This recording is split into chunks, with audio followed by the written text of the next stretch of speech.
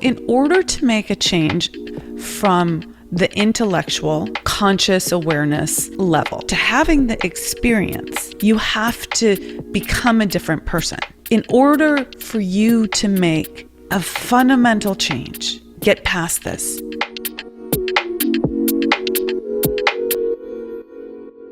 Hello, and welcome to another episode of the Unstoppable Woman podcast. I'm Amira Alvarez. I'm your host here on the podcast and also the founder and the CEO of the Unstoppable Woman, where we help super ultra successful women have exquisite lives, not just success in their business, but their whole lives.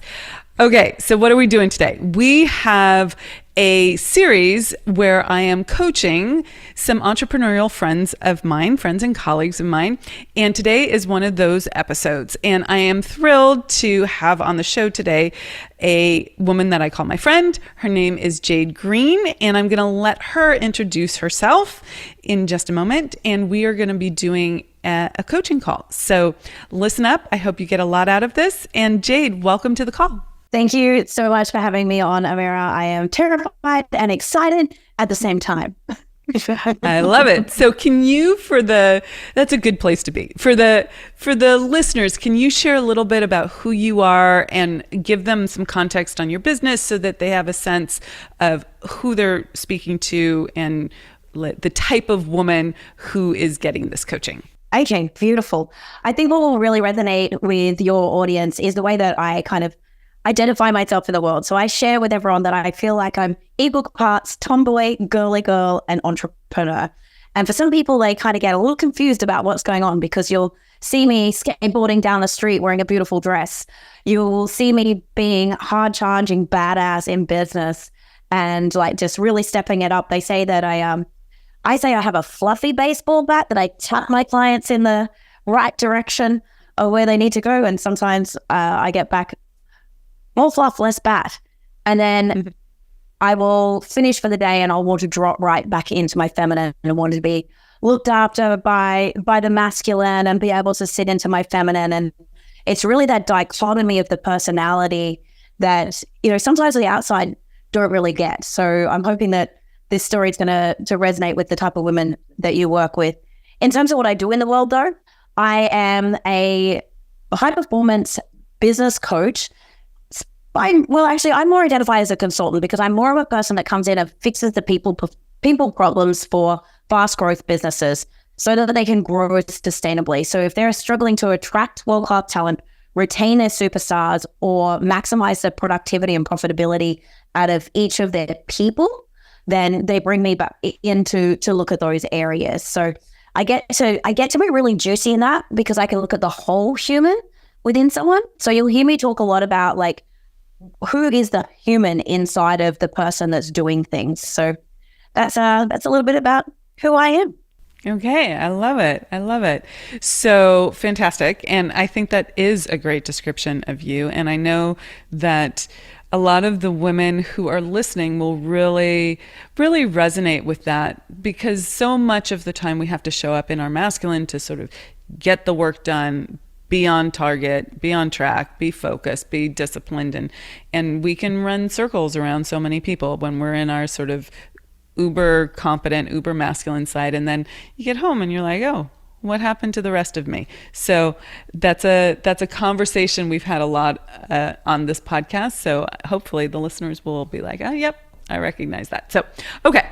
For today, though, we are going to dive into something that is up for you right now. So the best way to approach this is to think about a current challenge that you're experiencing either in your professional life or in your personal life, both work, and then we'll go from there. So is there something that's really like present for you right now that you're, maybe it's, I don't want to, what is lead the witness? I don't want to lead the witness. Thank you. Yes. So I'm going to hand that over to you.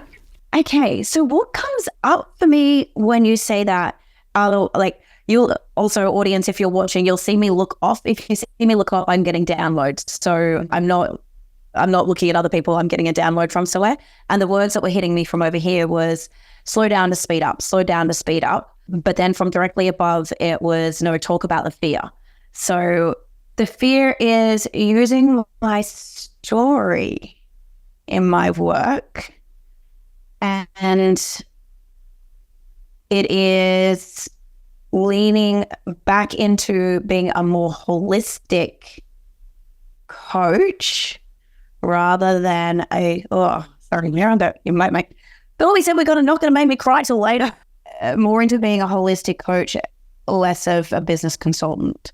And that there's a bit of a story about that because I used to do more of that. You know, I think you and I have talked about my Mind Valley background. My story comes more into it if I'm looking at things at that level versus just coming in and, you know, building recruitment funnels and onboarding solutions and productivity hacks. Yeah. Do you know why this is coming up for you right now? Like what's driving the query, the inquiry? What's really driving it is I actually went to a Brendan Bouchard growth day last week, and the people that I were with going, this should be you. And then I was like, well, that's going back into, that would be leaning on my story, not staying focused on doing business consulting. And it's kind of like I'm at a crossroads right now. I have this awesome opportunity. As you know, I've accidentally moved to the US. The contract that I first brought on to come out, which was full business consulting, is just about to come to fruition, and it's time to make a choice. And I've been gifted some opportunity to drop back into kind of my Mind Valley side of things and to really look at who is the person that I want to serve. And some platforms have come up, but that's the fear is like, that's really showing all of me. Whereas, you know, when you're in business consulting, you can stay behind the tactics and just get the shit done. Yeah, the mask, right? The mask, yeah. Absolutely. So let's take a step back from that for just a moment. So good on you for like owning that query, right? It's having gone through that recently, I understand not that specific decision, but having to choose what I truly wanted to focus on in my work. I understand how daunting that feels. Okay.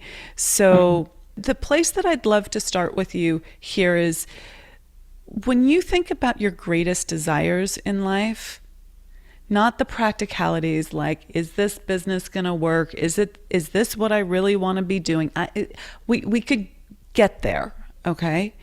Those are useful questions, but going to even like a more meta level, a higher level, what are your true desires in life? Like if you could have that piece filled for you, what is that piece? What is the true thing that you're yearning for? Absolute honest truth is that I'd say it's a longing. That's what the feeling feels like. It feels like a longing to do life together with my partner. And life means maybe for some reason I felt like there's some sort of business link in that together, whether that's together specifically in a business or contributing to each other's businesses. But there's some sort of crossover. There's some sort of merging. There's some sort of crossover that's in there. Traveling the world, like we know that it's very hard to keep me still for very long at a time. But being able to travel with my partner, interesting, and be proud of them and have them this language is terrible, but the language for me is a station above me. Everything's always been on me, and whether it be decisions, whether it be paying bills, whether it be whatever. None of my ex-husband's not going to hear this, but I want to look to them and be proud and inspired and be able to turn to them for advice and guidance and inspiration so I don't have to do it alone. Yeah. Okay. I love that. So if I were to paraphrase that back, you want to be partnered with someone who you are extremely proud of, that you can turn to, that they're a reliable structure in your life. They're stable enough to be someone you can turn to, which to me means you respect them. You respect their decision-making ability, their way of thinking, their logic, all of that, how they show up as a human in this world. And the station above you is that they have an established income stream that is at a higher level than you. And I'm going to pull back the PC BS, okay? Because I might offend people, but I don't buy into it. I think that there's something I worked with one client and I was very clear, like she needed to be dating a billionaire. I'm like that she had multiple successful businesses, and if she was going to fully be connected with someone, she needed to be partnered with someone further up above her. Now, she made a different decision and it's worked out, but beautifully, okay? And that was a huge transformation for her to be able to be in relationship and partner with someone, because when you're in your masculine all the time, driving hard in a business, it's getting into a relationship can be challenging. So I get that. It's not always what it equates to is not always money though. Okay. So money is shorthand for, I want someone who treats me like a queen, takes care of me, right? I can relinquish the need to take care of myself when I come home. And is that more like what you mean by a station above? Okay. Yeah.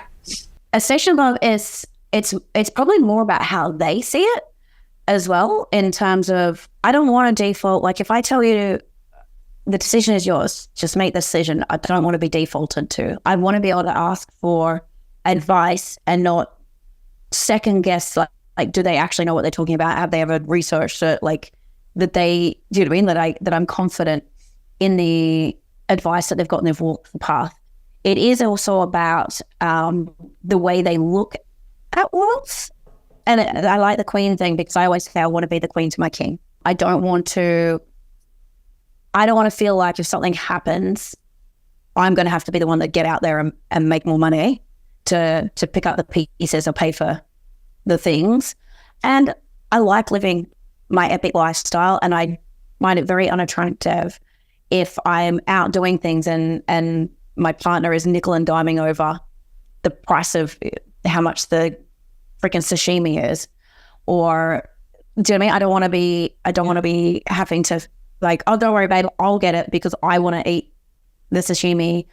Or I literally had this example once, like like the guy's loaded, but I want to my first client in the US when I first came out here, and I wanted to celebrate for dinner, and he was like, well, I'm not drinking tonight. And I'm like, well, I'm having champagne because I'm celebrating. Like, and I literally said, I will pay for it myself. I don't ever want to, do you know what I mean? Like, that's just.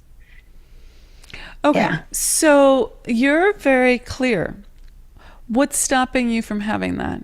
I used to have a script running in my head that I was not that. So either I was, at my age, the men in my dating prospects would be wanting either a trophy wife, so more younger, more beautiful, all of those things, trophy wife things, or they'd want someone more successful than me with bigger businesses and bigger accolades and bigger things. And that I was in this in-betweener where, a lot of guys say they're too intimidated by you. So you've ruled out, those ones have ruled themselves out. This is why I say a station above, because a whole bunch of them just take themselves out. They're like, I Googled you, you're intimidating. I'm like, who Googles someone firstly? And I'm the least intimidating person ever. But I felt like I was in that, that in-betweener land. And I've done a lot of work over the last year to change that. And I'm definitely leveling up. So I'm making better choices now. Does that still play out for you? Because that is a belief that says, whoever I am, whatever I do, I'm not good enough. I'm not going to be chosen. You said I've been working on that. Is that still playing out for you? So what it is And also, I just didn't have the exposure to what I really wanted, I don't think, Amira. So it's until coming out to the US and now actually being around, and I've gone and put myself in the places to have the exposure and opened up myself to say, actually, I am available and I'm open. So the up leveling has been rapid. So I think that's going away now. There's always still work to do. So what's present right now that's stopping you? Right now, what's stopping me is I've always had a feeling also that because I am so fluid, I can travel the world. I don't have children. I can go wherever I want to. And what stopped me from knuckling down and building my next business has been that I believe that I'm going to meet my man and I will kind of assimilate into his life. So as you can tell, relationship is my highest value. I loved being married and we didn't end badly or anything like that. And I don't feel like I'm the fullest expression of myself when I can't be a loving partner. And that is something that is a high value of mine. And I think I used to be ashamed to say that. And now to sit in my feminine, I'm really confident to go, that's what I really want. Like I can build businesses. I know I can knuckle down, grind it out, smash out another business. Like that's not too difficult, right? If I choose that was my number one priority. But finding my love relationship is my number one priority.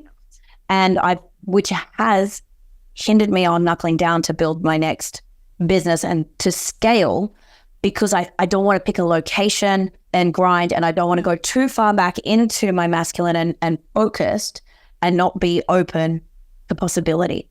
So that's been a script that's been running. But now, because I've had some opportunity come my way, deciding the pathway, like what is the business I am happy to build that still allows me the freedom. Yeah, and this is why intuitively I said, let's put a pin in the original question. Is it leaning back towards the life coaching versus the business consulting, or the business coaching, for the coaching versus the business consulting? And I was like, let's put a pin in that, because that doesn't feel like energetically the actual issue in question that's up. And the question that's really up for you is this yearning, this longing to be in partnership, to be in an actual relationship, because that's where you thrive the best. And you're actually putting your business secondary to that, which is fine. There's no right, wrong judgment there whatsoever. But if we need to figure out the partnership first, and then we need to figure out the business. Okay. Oftentimes, let me go a little meta with you. Oftentimes women come to me with like, this is my dilemma. Do I do this or do I do this? And that's not really like, we could solve that problem, but we'll have to solve that again in 3 months and 6 months and 9 months and 12 months until we solve the real challenge that's in front of you, which is finding the partnership, right? Being in partnership. And when we solve that, then that's going to play out the answers to all these other things. Am I saying put your business on hold? Absolutely not. Okay.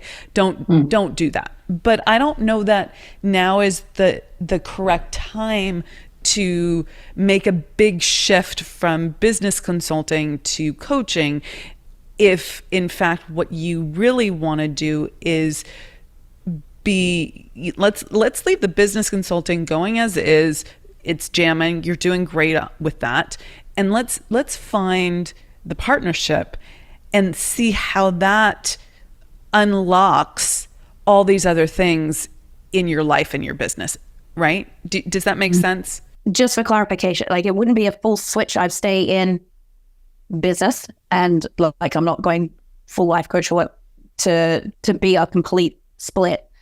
And what I think is I need to find, it's because I feel untethered when I don't have a solid direction. And this is, as you know, like the high achiever, like if you're not like got something that you're working at, and I feel like I need to figure out what is the for now that I can keep tethered to and focused on building while being open. And I'm scared that if I take some of these other opportunities, I go hardcore into the business and close the door. Close the door to what? The opportunity. If I go too focused on, say, the business opportunities or staying focused on the business, that I'm It feels like that is a story that you're telling yourself to keep yourself in confusion. And when there's confusion, there's a lie. So the lie that I feel like you're locked into, you're circling around, is like that I'm going to make a mistake. Like that if I do this thing, that there's no going back. And it's just not true. Okay. You have a bunch of business opportunities right now. Go take them. Okay. Go play those out. They're in front of you. They're not going to close other doors to you. If in 3 months and 6 months and 9 months, you decide you want to open this other door to this other type of coaching versus consulting, it's an easy play. Okay. It's an easy shift.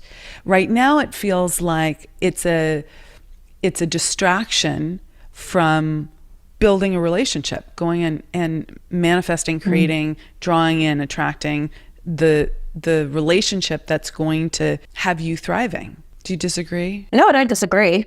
I think at the root of it, it comes down to my soul-sucking search for significance. And I tie my significance to my work output and my ability to outwork, outshine, outdo. And I feel most safe when I'm in action and delivering and building. And I do feel scared about making the right decision right now because everything's always been on me and I can't depend on anyone else. I've got no one else to fall back on. And I'm the matriarch of my family. So, I have people back in Australia that I'm like, it's on me. So I do feel like I need to make the right decisions because of, I've made the choice to, I still have obviously some clients back in Australia, but I'm not building this dream business. I'm here. And I need to make a choice of where I'm going to go in that direction. And I don't want to spend another 5 years building something that isn't what I truly want to do just for the money. But I don't feel safe if I'm not got a direction that I'm working towards and seeing momentum picking over. So what do you really want to do? I know, I really want to be doing my big live events and going down that path and building that. But I want to be building it with my someone.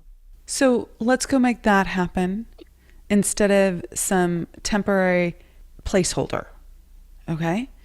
So it's very clear that that's what you want. I would go build that with space held for a significant other to do this with you. Okay. I wouldn't put it on hold. How can I say this differently? I want you to live and work and build this live event business with the assumption, using the law of assumption, with the assumption that it's with someone. Okay. I realize today, this moment, if we get off this call, there is not a someone right there that you're building it with, but you have a powerful tool at your disposal, which is your imagination. Okay. So you can imagine building it with someone. Okay. You've already described that to me, correct? Okay. And so you got a little teary-eyed because you saw the business that you wanted. And then you were like, but I don't have that yet. Okay. Stay in the imagination, stay in the seeing it. Okay. Does that make sense? Just that part. We'll keep going. That's not the end, but yeah. Okay. So the biggest thing you can do right now to create what you desire is to start seeing it as you desire it. Okay. Start seeing it in your mind's eye as you want it. Now you do this with all sorts of things that are less significant to you. Okay. You do this with the ersatz business, the placeholder business. Okay. You could envision the this and envision the that and see it all out, right? I want you to do it with the things that matter and lean into the discomfort that you feel with the gap between, wait a second, Amira, you're telling me to imagine all of this, but but look over here, reality is in my face showing me that that's not the case. There's a gap there, okay? but I want you to continue to imagine it. Okay. Do you have a meditation practice or some sort of quiet practice that you do to come back to yourself? Yeah, I have a couple. So being that I'm Mind Valley trained, I teach the 6-phase meditation, which has a number of the different areas. At the moment, our friend Norelle and I are doing a book study on the book Magic. So we're going through a gratitude practice. So we're going through that each day and then dropping into the meditation. But when I'm in between things, I have my third space, which is simple belly breathing, regulating the breath, and returning to level set and to close all the tabs that are open in the brain.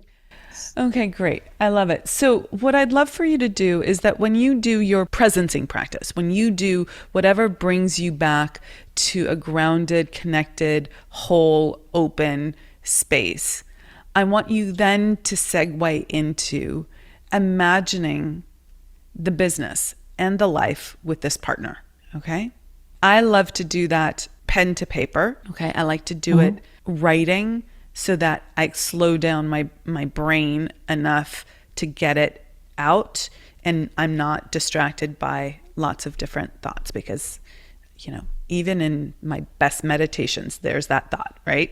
So, that helps me. I hope that's a useful tip for you, but slow it down, write it out and keep, I love to do this in meditation. So I'll get into a meditative state and then I'll start envisioning what I desire, or I'll do it in a meditative walking state. And this I can't write at the same time, but the walking really helps that ADD that I have where the next thought and the next thought and the next thought comes and I'm suddenly I'm down this rabbit hole over here when I'm really want to be focused over here. So I will get myself into a meditative state and then walk, and I will use what I call procedural memory, which is this is going to happen, then this is going to happen, then this is going to happen, then this is going to, and then I'll hit some roadblock. Okay. I'll hit this place where but how am I going to meet that man? Or what is this? He's not going to have this, or I'm going to have to pay for this sashimi again. Right? Something in the imagination comes up that's not aligned with what we desire. You just pause and you work it out. You use that problem solving skill that you have so well dialed in. You go, okay, that would be solved like this. And then you do it again. You do this procedural memory. Okay.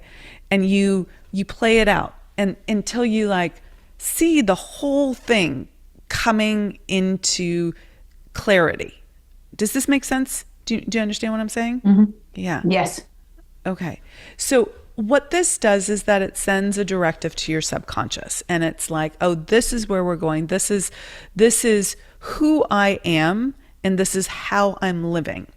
And what gets to happen then is that you become more aware of things that you were not aware of before. It's you take the blinders off and your subconscious doesn't know the difference. This doesn't know the difference between something that's real and something that's imagined. So you're sending a new directive it's an imagination, but your subconscious doesn't know the difference. So it thinks you're living this. So then it's going to get you to pay attention to all the things that are here right now in this reality that you have tuned out to because you keep saying, I'm living like this instead of like this. Okay. So we're choosing to walk down this path and then opportunities start coming into focus and you're going to get downloads and hits and direction and you follow that.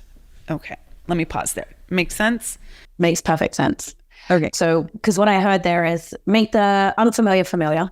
Mm-hmm. So by doing the visioning and the future pacing, you're making the unfamiliar familiar because our brain doesn't know the difference between what is reality and what is imagination. And by doing that and looking at the opportunity, we're programming our RAS, our reticular activated system, to look for opportunities that we may have had the blinders on for. So we're opening up our field of view so that we can grab the things to bring things more to us. And it's becoming the woman that you want to be. Okay. in your imagination. You're having the experience in your imagination before you're having it in your lived experience. Okay. And then the next thing then is to actually have it as a lived experience. Okay. But you're like, but Amira, I don't have the man, right? Like, where is this lived experience going to be? And that's where I think it's important to like get super, super clear on who you're looking for. And, I did a lot of work on, and you've met my man, manifesting the love of my life. And I met your man. I hired your man. I know, he's good, isn't he? Yep. I love that. He's fabulous. Yeah. I did a lot of work to move through my sense of unlovability. Like, I had a core wound around being unlovable, and that I had to have a fairly significant lived experience, actual reality experience of, I got very clear on what I desired, who I desired, what I wanted that to be. I imagined it in my meditative state over and over and over again. It was so real. And then I met someone whom I thought was the one, okay? And I had to have a lived experience in reality of being engaged energetically, emotionally with someone, but not feeling loved, not feeling, having all my core wounds come up again. And I had to move through that core wound, through that lived experience, to then, and say enough is enough on that, in order to manifest the actual love of my life.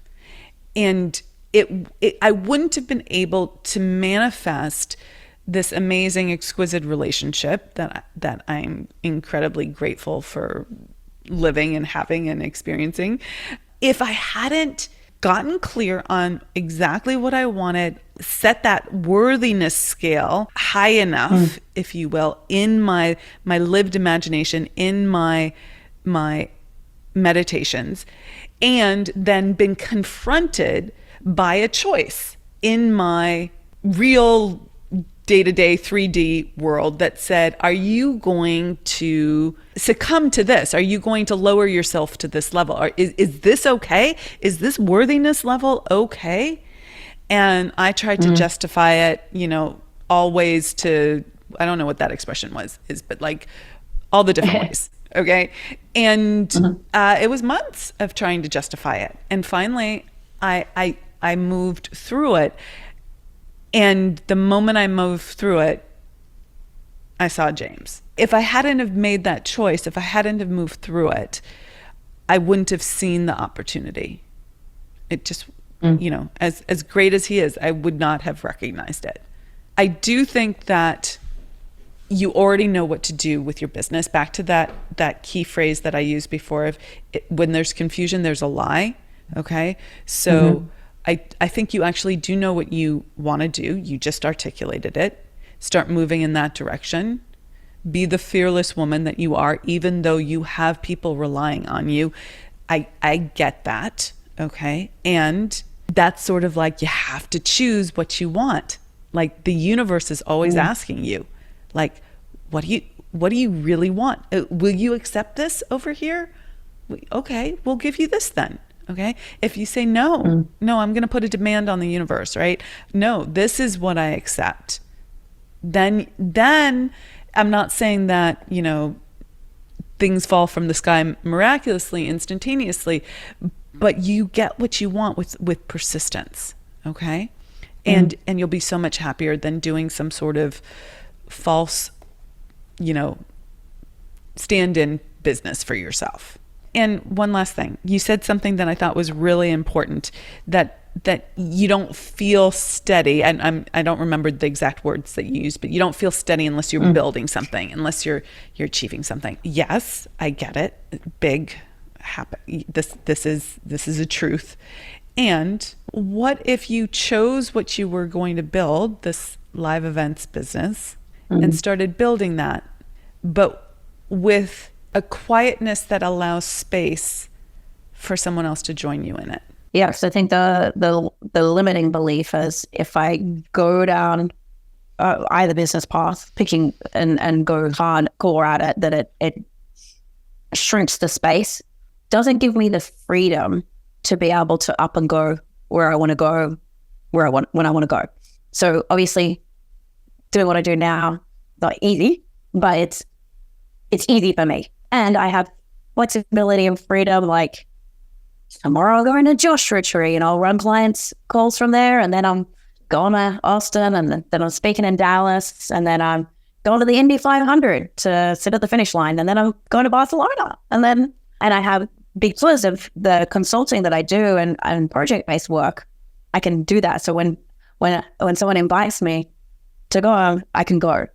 So why create a business that doesn't suit that? You have all the ability to, right now you haven't created the imagination yet. You haven't like dialed in all the details of it. But why create a live events business that doesn't suit your desire for adventure and freedom? That's where the soul sucking search for significance is. It's the thing I really want to do. Like I feel like it is my calling, and I've done it, versions of it before, and it's so big, and it's so impactful that part of me is like, it's your calling, you have to do this, and the people around me are like, you have to do this. So maybe it's the responsibility of that, and the thing that I really want to do from a impact perspective. Then I hear my ex-husband's voice. Only wankers want to be on the stage. Only, like, it's the shooting down of that type of person, and kind of where I was going previously. Like, who the fuck do you think you are to do that? Yeah. And I want to say it's the poo-pooing, it's the shooting down, it's the leveling of like, who the fuck do you think you are? It's my mother's voice going, you're a megalomaniac, like you're nothing. Like, who are you to, just if there's any, when I have the accolades and the prestige, whatever, it's the shooting down of that. Yeah. And so then it's like, that's the leveling. And so then I think that then runs the line of the marriage counselor saying, he just resents your success. And so it feels like it takes some of that stuff on the step, which, there's that dichotomy, because being a coach as well, like I logically know you can get the thing above, and it can be that girl that's the next level up. It's that gap that I talked about. But yeah, maybe that's the centerpiece, that if I go after this and I be this person that I feel like I'm meant to be and can be, then I won't get the relationship. And that's, I think, why I think I have to get it first, which is a little belief, right? We know this is just all bull, but absolutely. So let's go back to some of the things that your ex-husband and your mother said. They said, you're this, you're this, you're this, you're this. So who are you? Who's the sweet Jade Green that's not the one on stage, or the one that's the life of the party, or like, who are you behind the mask, right? The public persona. Well, this is where I think the biggest challenge is for me, because there isn't really a mask behind the public persona. And that's why it hurts more, because I show up as me. And so it is a criticism of me. And this is probably why it feels more risky, and because when I am fully in that space, I am fully me. Like, you'll see me sit on a stage, laying down, laughing. Like, it is where I step into who I really am. So put that in words to me. Who is Jade Green? Let's see, when I hear that question, I answer with, I'm a soul here having a human experience. Have you read Conversations with God? Mm-hmm. Yeah.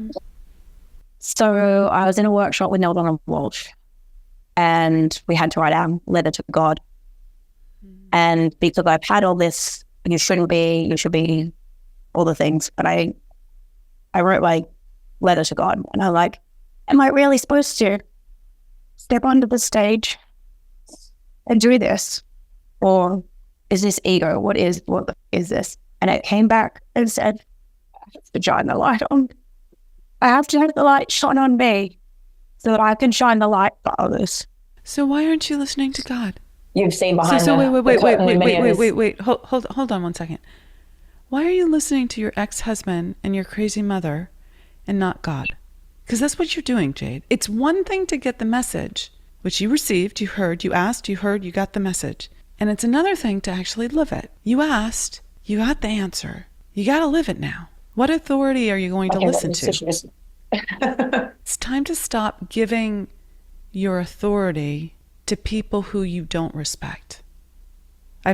As context, I've heard her describe her mother and her ex-husband, and we won't go into detail on that ad nauseum, but not healthy human beings. So in order to make a change from the intellectual, conscious awareness level, you said, I'm a coach, I know these things, right? Like, it's obvious, right? To go from that level to having the experience, you have to become a different person, okay?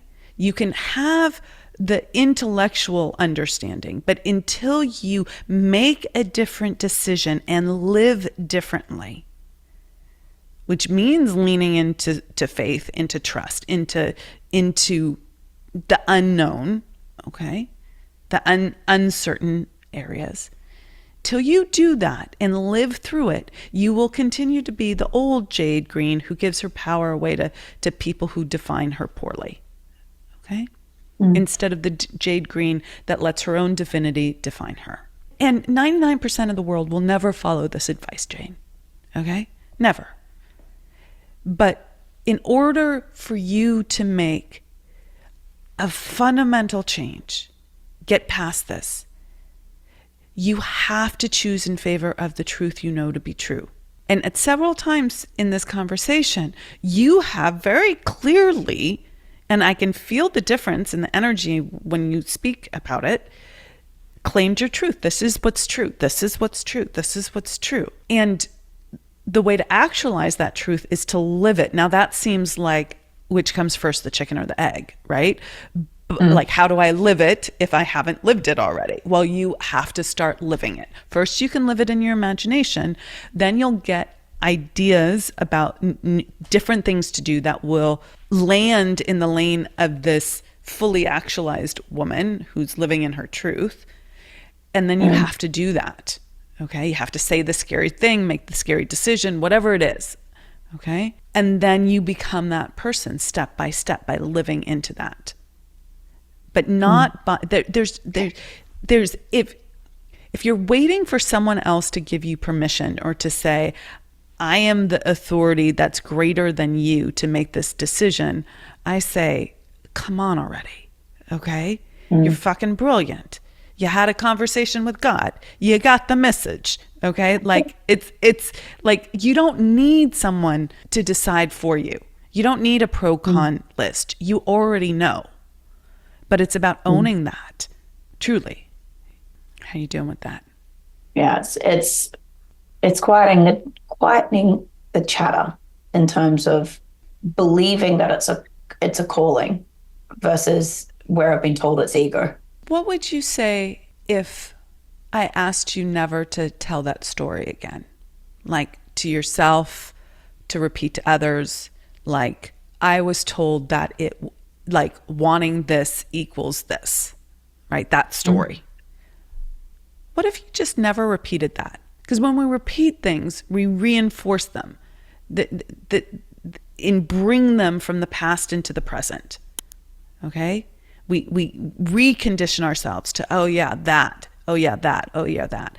But what if you just stop telling that as part of your, this is my life as Jade Green, okay? You know how they say like, we create X number of cells every 3 years or like, right? Like we regenerate completely. Yeah. Like if you just stop telling that, you're going to stop regenerating that story. You're going to stop defining yourself by that story. Define yourself as who you want to be. Let me say that differently. Define yourself as who you are, who you know yourself to be. Land there, like live there. I think you got that. There was like a little energetic shift there. Makes sense that the landing of the, yeah. Yeah. Good. I love it. I love it. You're welcome. So I'm going to do like a little summary, and then I'm going to ask you for your impressions and your thoughts and what your key takeaways are. So we started with this dilemma, like, where do I go with my business? Do I go in this direction or this direction? And we put a pin in that, and we looked at what your true yearnings and desires were. And we saw that it was all connected. Okay? That it wasn't separate, that it was the same issue, but we really had to focus over here. Are you okay? Yeah. Okay. And you have clarity already on the relationship that you desire and the business that you want. And we talked about leaning into it, imagining it, and letting go of the past conditioning that says that is not my truth. Okay. What's coming up for you?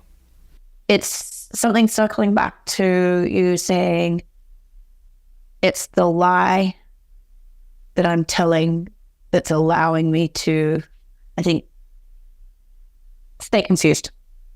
I do know that obviously the partnership is what I really want, but maybe that's the lie I'm telling myself to keep myself safe from stepping into doing what I'm really supposed to do as well. And to, like, that's the thing I'm using as the excuse to not actually commit and do what I'm meant to be fully realized doing. And what I'm hearing from here is that when I step into that, the other will come, and then I'm using that as an excuse.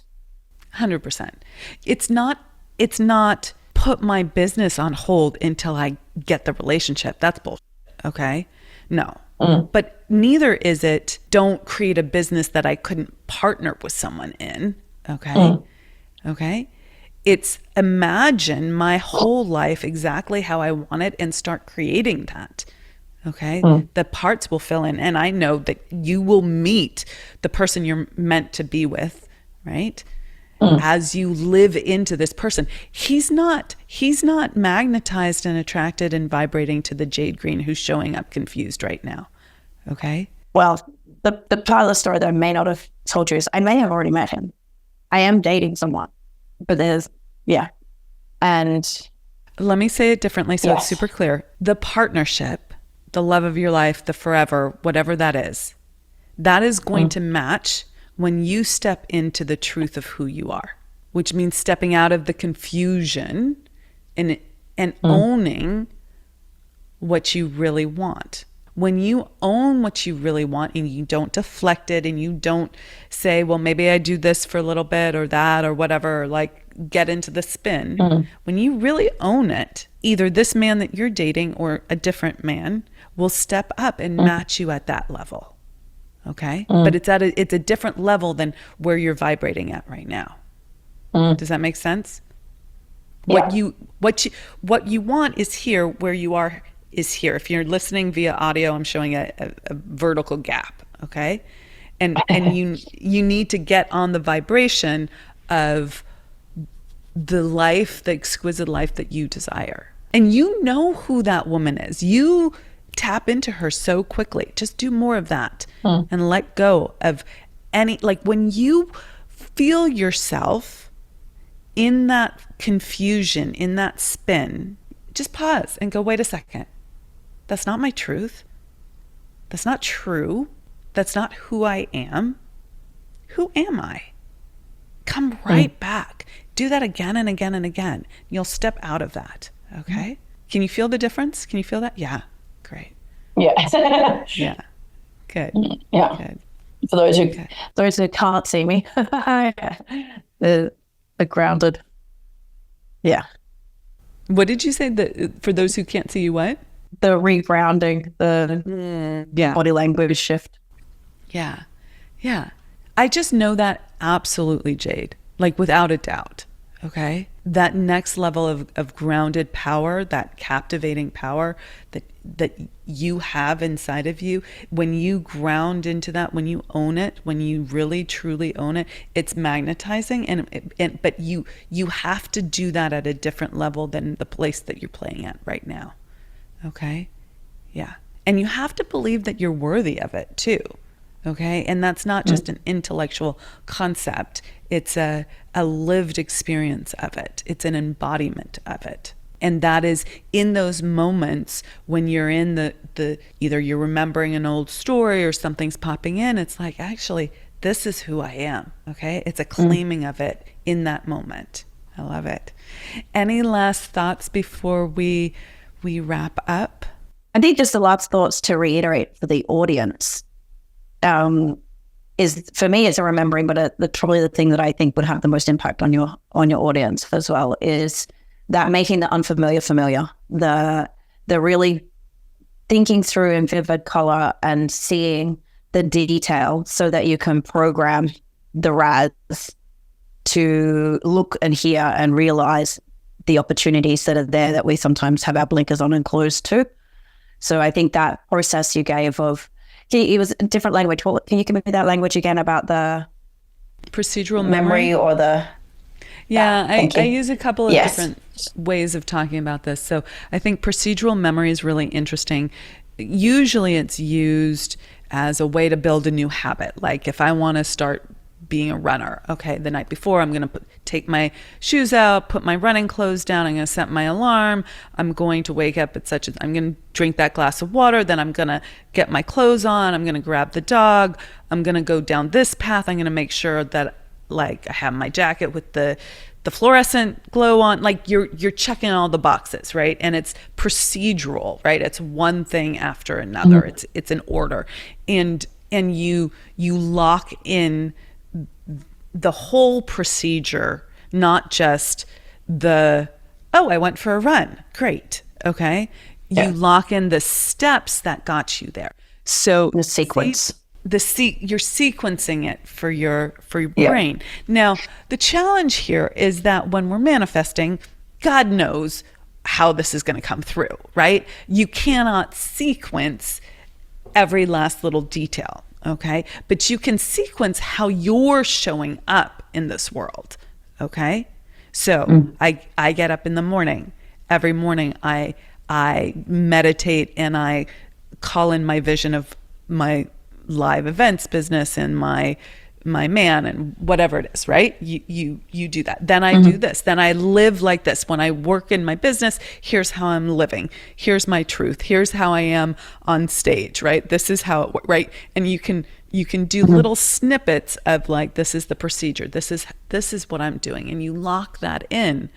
And then your brain's like, oh yeah, this is what we do. Okay. So you can lock in the imagination side of it, and you can lock in how you're living your life also. Okay. And then I also use the expression, and I just touched on this, I didn't really go into it in much detail, but the lived imagination or living imagination, right? Like it's like playing out that whole movie of the kind of life. And we do this all the time. We fantasize all the time. Like this is the life that I'm living. And these are the little snapshots of what I'm desiring. So play that out as well. Beautiful. Good. Well, thank you so much, Jade, for bringing this to the table. I love talking about relationships. This is just the tip of the iceberg, but I think we covered quite a lot today, actually. So I'm appreciative of you bringing your truth and not holding back and not just forcing us to talk about this other thing that's not really the key thing. I appreciate that so very, very much. So much easier it is to talk about the business, right? Like just talk about the business problems and the limiting beliefs I have in making more money, blah, blah, blah. Yeah. So, and we could talk about that too. Like I love talking business, right? But this is like one of the things that's really like, it's a value. It's a, like, I can't not do this. And so sometimes it's challenging.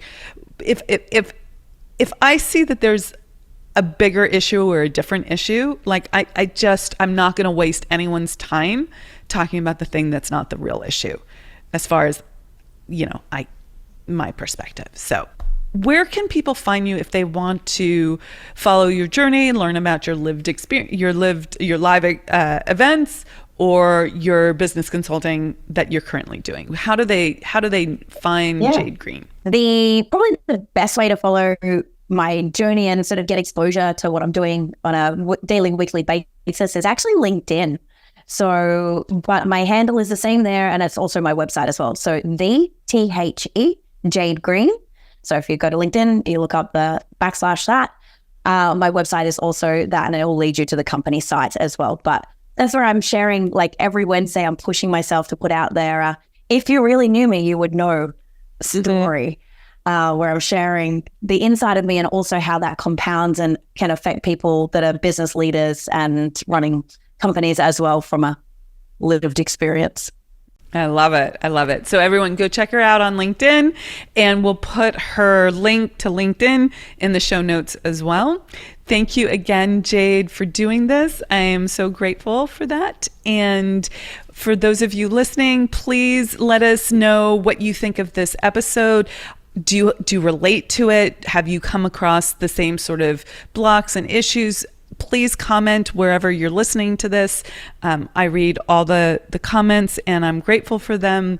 And if you loved this episode and wanted to share it with a friend who you think it might help, we would be grateful for you to share the podcast and give it more exposure. So thank you so much for listening, and I'll catch you in the next episode. I'm Amira Alvarez. I am the founder and CEO of The Unstoppable Woman, and I'll see you in the next episode. Bye-bye.